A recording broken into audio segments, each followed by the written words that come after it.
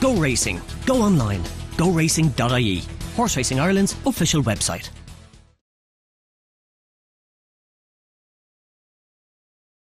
Hello and welcome to the Horse Racing Ireland Racing Preview. My name is Sarah Barton and today I'm going to be looking at the feature race in the three Irish meetings this weekend, those being Cork on Saturday and Cork and Naas on Sunday. So we'll go first to Cork on Saturday, which the going there at the moment is heavy, soft to heavy in places on the sprint course and soft to heavy in places on the round course due to all the rain we've had this week. It's a 7 race card, all flat, and the first race is going off at 2:10. But I'm going to look at the feature race, which is the fourth race on the day, and that's the Cork Racecourse.ie Navigation Stakes listed race. This is run over a mile, 100 yards. Now the 6 going to post in this, and my selection is for Chrysanthemum from the David Watchman yard. She's won 2 listed races and 2 Group 3 races. She was disappointing when 6th in the Blandford Stakes at the Curragh, but that was on good ground. I think she's a filly that likes a bit of cut, so I'd expect her to get back to winning ways in this listed race on Saturday. She's up against Barak from the William McCreary yard. He's very consistent sort. He's had 12 runs this year without a win, but he could run into the place money. Hurricane Twister also lines up in the race. He has had 2 wins on the flat and handicaps over 7 furlongs, but he was last in a listed race, the Curragh, last weekend, and I don't think he'll improve enough this weekend to win this listed event. Rock Critic from the Dermot Wells yard also is in the race. He was 4th in the Topaz Mile at Galway before coming on to win a maiden hurdle a few days later, and then he was 4th in a listed race lately, so he's definitely got ability and will be fit from the Dermot Wells yard, so he could run a big race and probably be her main danger. Crystal Kangaroo has only had 3 starts and one is on his third outing, so I suppose whether he's at listed level is remains to be seen. And then the final challenger is Macbeth from the Ken Condon yard. Has been running in listed and Group 3 events of late, and he's been mainly running from 1.25 miles to 1.5 miles, and he steps back to a mile here, which may suit him better. So he's an interesting runner in the race, but ultimately my selection will be for Chrysanthemum from the David Watchman yard in this race. Other selections for Cork on Saturday will be appearing at the end of the preview. So for now I'm going to move on to Cork on Sunday, which again is a 7 race card, all national hunt on this occasion, with the first going off at 2:10. But I'm going to look at the feature on Sunday, which is the Cork Racecourse Kinsale Handicap Chase. This is a Grade B, a run over 2 miles.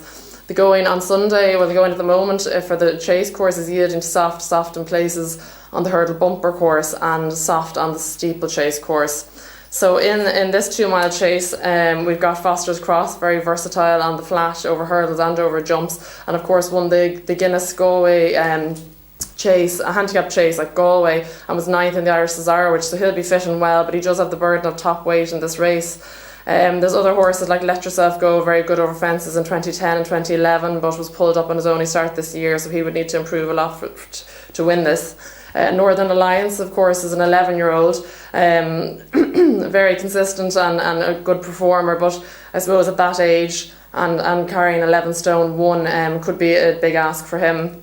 Echo Bob from the Henry de Bromhead yard is the one I think possibly will win this. He's placed in 9 of his 12 starts over fences, and I'd expect a big run from him again on Sunday.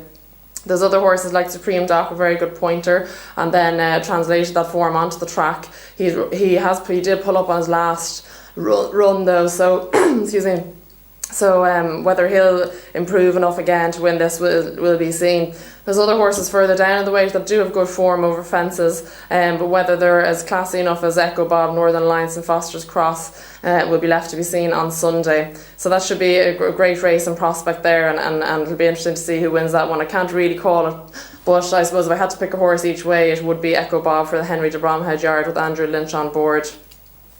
So we'll move on then to Naas on Sunday as well, which is an 8 race card, and it's a mixed card actually, so a bit of both. The going there at the moment is heavy, soft in places. The first race on Sunday is going off at 1:50. So the fourth race is the feature race on Sunday, and that is the Irish Stallion Farms EBF Garnet Stakes listed race, run over a mile. David Watchman actually has Chrysanthemum declared in this as well, so if Cork is off on Saturday, she probably will line up at Naas on Sunday, and I would be sweet on her chances in this race as well. John Ox's Manoré, who of course was a very good filly last year, winning the Blandford Stakes Group 2. She ran in that race again this year but finished 4th, and then was 7th in the Group 1 Prix de l'Opera. She's back at listed level now, and it could see her get back to winning ways. Balrath Hope is a very consistent filly for Gavin Cromwell, and she could probably run into the prize money on Sunday. But I take preference for Loretto from the Jim Bulger yard, who was placed in all six of her starts, including 2 wins of late, and she's obviously got ability and probably is up to listed level. Aidan O'Brien has Devotion and Purple, but Purple has placed in handicap company. I don't think she's at listed level, and Devotion has been running in listed and group races, but has only had 1 win and 14 starts, and that was a maiden at Leopardstown last year, so I don't think she's probably good enough either. So my selection probably would be for the John Ox filly if David Washman's filly doesn't run. William McCreary has Shifting in it as well, who also has good form. But the Chrysanthemum has the proven form at this level, and also Manoré. So they would probably be the main challengers in this race. Next week we'll be looking at racing at Wexford and Leopardstown on Saturday, and Galway and Wexford on Sunday. And of course in England this weekend we have Frankel seeking his 14th consecutive win in a row and 10th Group 1 in the Quipco Champion Stakes at Ascot. I'm heading over there myself to hopefully be part of a piece of racing history, so I'm looking forward to that. And until next week, enjoy, and thanks for watching.